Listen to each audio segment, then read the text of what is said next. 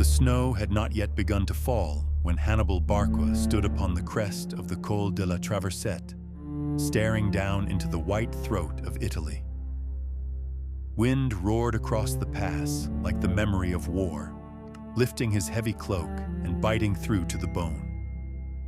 Around him, the men of Carthage staggered like ghosts across the rock and ice, broken but unyielding, their sandals blood-dark from the cold.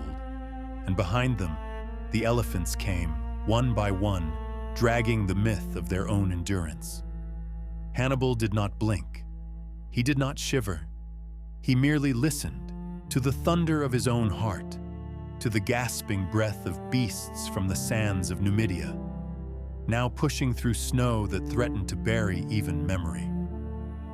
The crossing had taken them 15 days.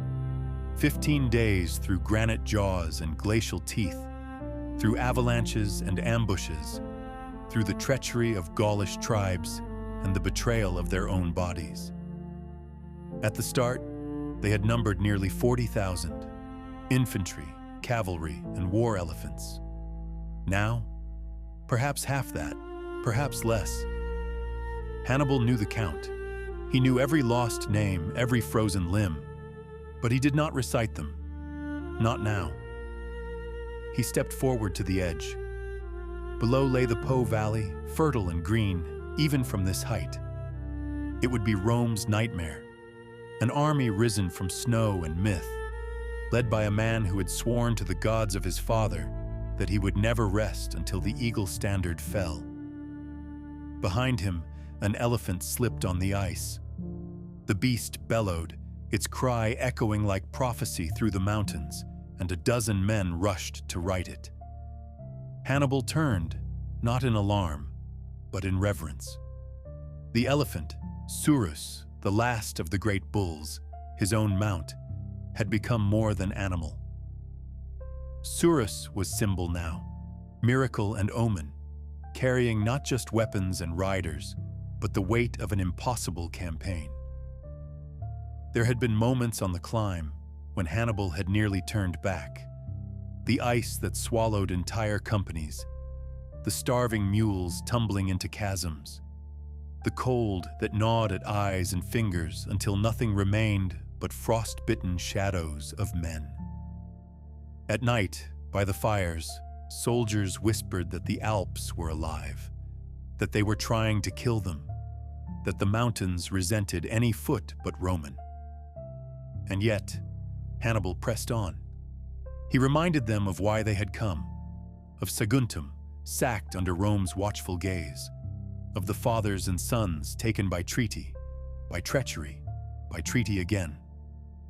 He reminded them of what Carthage once was and what it would become. He told them that Rome was a sickness, and he was the cure. His voice, deep and deliberate, became the drum that beat beneath their frost-bitten march. On the 12th day, a blizzard swept down from the white peaks like a god of old. They lost entire companies in the whiteout. Hannibal walked then, leaving his mount, pulling men from drifts with his own hands, feeding others from his own pack.